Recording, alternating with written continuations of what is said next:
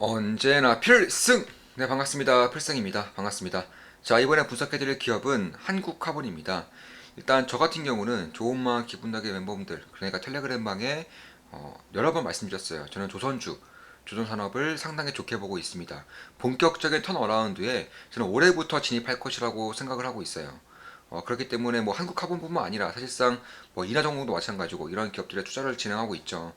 오늘 같은 경우는 인하전공이 이제 VI에 걸렸습니다. 10% 이상 급등을 하면서 VI에 걸렸고, 당연히 저는 이제 실시간으로 매수 혹은 매도 제 내역들을 실시간으로 우리 멤버분들에게 다 말씀을 드리기 때문에 이런 것들도 말씀을 드려요. 자, 인하전공 VI에 걸렸습니다. 일부 매도 가능한 구간으로 판단합니다. 저는 추세가 꺾이기 전까지 더 들고 가려 합니다. 이런 식으로 말씀을 드렸었고, 지금 보면 역사적 신고가에 돌입했습니다. 예. 상장 이후에 가장 높은 가격대에서 거래가 되고 있는 것이고, 저는 변동성이 상당히 가벼워질 것이라고 보고 있어요. 그래서 흐름이 굉장히 가벼워질 것이기 때문에 즐기면서 홀딩이 가능하다. 왜냐하면 저 인하전공 같은 경우는 현재 약 55% 이상 수익을 내고 있습니다. 55% 이상 수익을 내고 있어요. 그렇기 때문에 절대 매도, 추천, 리딩 절대 아닙니다. 참고하시면 되겠습니다. 사실 인하전공 같은 경우도 그렇고, 조선 기업들 에 대한 그런 분석을 텔레그램방에서 굉장히 여러 번 해드렸어요. 제가 유튜브에서도 말씀드렸다시피 이번 달 들어서도 한 5번 이상, 6번 정도 조선주에 대한 그런 분석을 좀 해드린 것 같습니다. 그리고 오늘 분석해드릴 기업은 한국카본입니다. 한국카본도 저는 여전히 역시나 투자를 진행하고 있는 것이고, 이것도 한 6% 이상 수익을 내고 있어요. 이것도 6% 이상 수익을 내고 있기 때문에 절대 매수 추천 리딩은 절대 아닙니다. 자, 그럼 제가 왜 조선주뿐만 아니라 그 중에서도 한국카본에 주목을 하고 있는지에 대해서도 좀 말씀을 드려보겠습니다. 자, 일단 1월 3일 글이에요. 텔레그램방에 적어드린 1월 3일 글입니다. 인프라 관련 핵심 기업들의 거대한 기회를 보고 있다고 말씀드리고 있죠. 한국 탑픽으로 조선 기업들을 빼놓을 수 없습니다. 관련 핵심 기업들을 지켜보며 드는 생각은 딱 하나입니다. 언제 살까? 언제 살까? 언제 살까? 이 생각뿐이 안 되는 상황입니다. 시장의 변곡점 혹은 조선의 턴어라운드가 눈에 띄면 빠르게 진입할 수 있습니다. 올해 가장 드라마틱한 실적 변화를 보일 조선사료는 현대미포조선을 꼽고 싶습니다. 시대 흐름과 산업 현황, 현대미포조선의 팬더멘탈을 고려했을 때 2022년도는 매출 5조 원을 넘어설 수 있을 것이라고 생각하고 있습니다. 올해 늦어도 내년엔 사상 최대 매출을 기록할 가능성이 높습니다. 인화전공 투자 중입니다. 현대미포조선 핵심 기업들 매일같이 지켜보고 있습니다. 이렇게 텔레그램방에 좀 분석을 해드렸었고, 사실 1월 3일입니다. 1월 3일이면 한국화본 기준으로는 대략 이날이죠. 한 이날 이때쯤 되는 것 같습니다. 정확하게 1월 5일, 1월 4일이니까 이날이네요. 이날. 한국화본 같은 경우는 정확히 1월 3일 기준이면 이날이고요. 인화전공 같은 경우는 이날입니다. 인하전공 이날이고, 현대미포조선 같은 경우도 최근에는 좀 조정을 보이고 있지만 그럼에도 이날에 1월 3일에 조선 기업들을 보면서 언제 살까 이런 것들을 텔레그램방에서 생각을 하고 있다고 분석을 좀 해드렸었고, 한국카본도 마찬가지고요. 인하전공 마찬가지고 둘 다 보유 중이고 각각 55%, 6% 이상 수익을 내고 있습니다. 절대 매수 추천 아닙니다. 자, 그럼 한국카본을 여전히 왜 좋게 보고 있는지를 말씀을 드려볼게요. 일단 저 같은 경우도 이미 수익을 내고 있지만, 그럼에도 저는 한국카본에 대한 그런 주가 향방성을 꽤나 긍정적으로 보고 있는 것은 맞아요. 자, 일단 주식 외에도 이제 저는 사이버 트럭에 대해서도 좀 말씀을 드렸었죠. 그래서 사이버 트럭에 대해서는 이제 나중에 좀 말씀을 드려보고자 하고, 사실 한국카본도 마찬가지고 뭐 테슬라라던가 사이버트럭도 마찬가지고 저는 친환경에 있어서는 절대 빼놓을 수 없다라고 개인적으로는 보고 있습니다. 2023년 1월부터 이제 EXI가 이제 본격적으로 시행이 됩니다. 그렇기 때문에 탄소 효율성, 그러니까 탄소 제로, 뭐 40% 이상의 탄소를 반드시 줄여야 되는 그런 상황에 봉착하는 것이기 때문에 저는 LNG 추진선 그리고 LNG 운반선에 대한 수요가 상당히 높아질 것이라고 보고 있어요.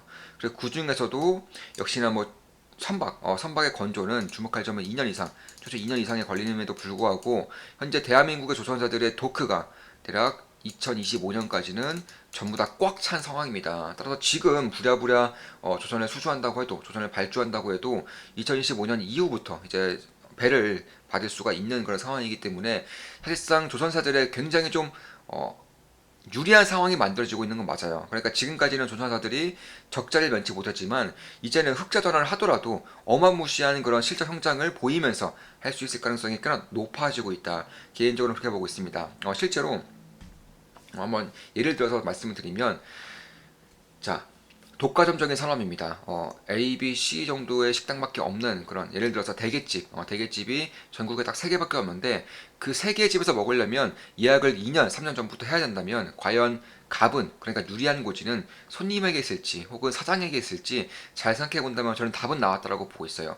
그 실제로 이제 한국화본과의 그런 대화를 통해서도 한국화본에 대한 직원, 그러니까 주담이죠. 주담과의 대화를 통해서도 한국화본의 그런 본행제에 대한 판가가 신조선과 굉장히 밀접한 연관이 있다라고 이제 직접적으로 얘기를 들었기 때문에 그런 것을 봤을 때에도 신조선 상가가 이미 역대급 역사상 최고치로 올라가고 있는 상황에서 한국화본의 판가가 여기서 더 이상 내려갈 일은 거의 없는 것이고요. 아주 장기적으로 생각보다 꽤나 많이 상승할 수 있다는 점, 그리고 무엇보다 QE 증가는 이미 정해져 있습니다. 이미 수주 잔고가 6천억, 7천억을 넘어서고 있어요. 지금 보시면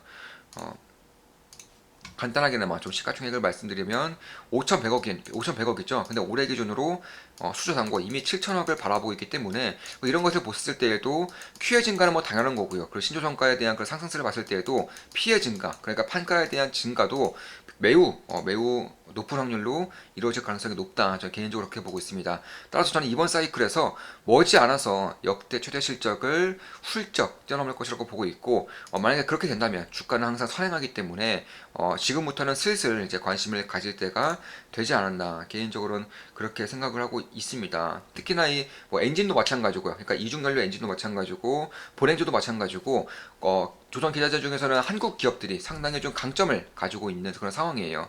실제로 조선에 대한 성과 같은 경우에도 사실 중고 성과가 이미 작년 하반기부터 중고 성과가 신조 성과를 넘어서고 있죠. 그러니까 중고배가 더 비싸다는 거예요. 한 5년에서 10년 대 중고배가 이제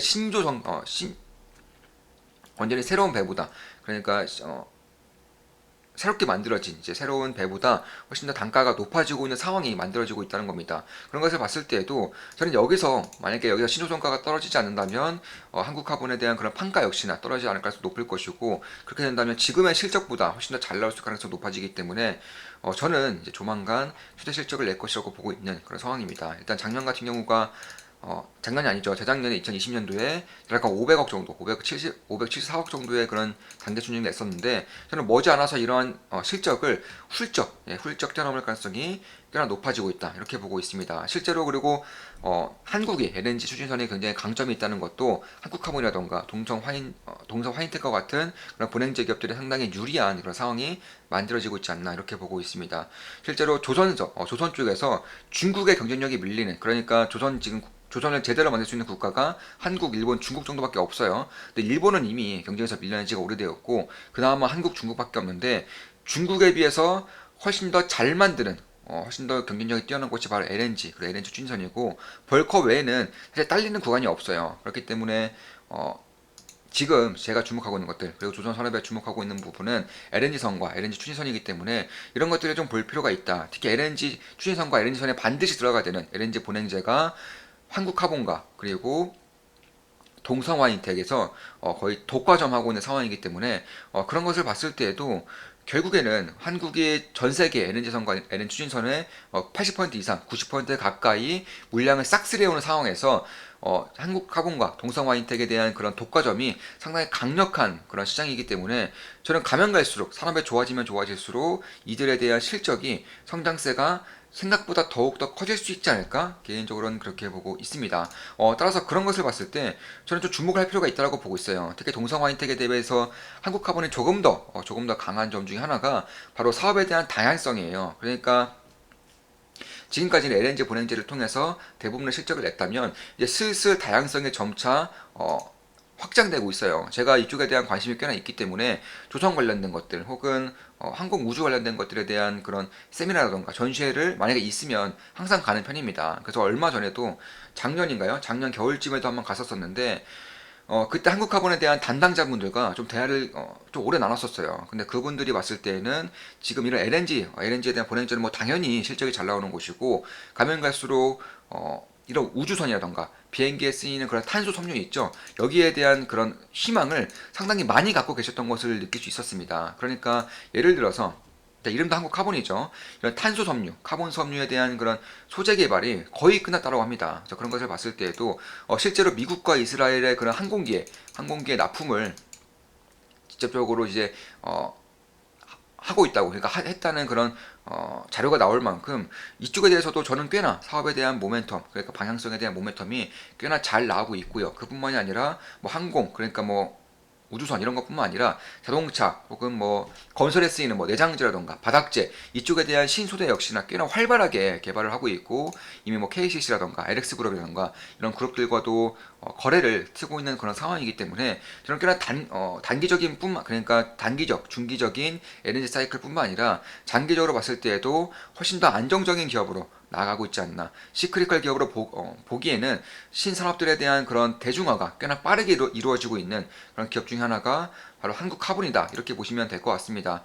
그리고 실제로 이제 뭐 배터리 소재라던가 혹은 수전료 전지에 쓰이는 그런 신소재 같은 경우에도 한국카본이 현재 개발을 하고 있다고 하고 있기 때문에 만약에 이런 것들이 올해 내에 혹은 내년 정도에 가시화가 된다면 이쪽에 대한 밸류에이션에 대한 그런 매력도가 높아지기 때문에 밸류에이션 리레이팅도 염두를 해둘 필요가 있지 않나. 그러니까 실적 성장에 따른 주가 상승 외에도 밸류에이션 리레이팅도 생각해볼 만큼의 그런 매력적인 회사로 저는 거듭나고 있다고 개인적으로는 보고 있어요.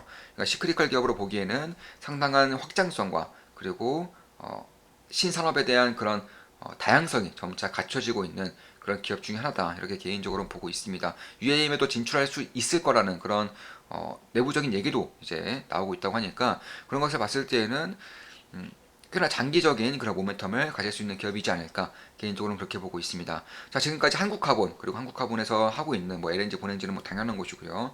뭐 항공기라던가 혹은 우주항공이라던가 2차 전지 배터리 케이스라던가 수전료 전지라던가 이쪽에 대한 신산업에 대해서도 좀 말씀을 드렸습니다. UAM까지요.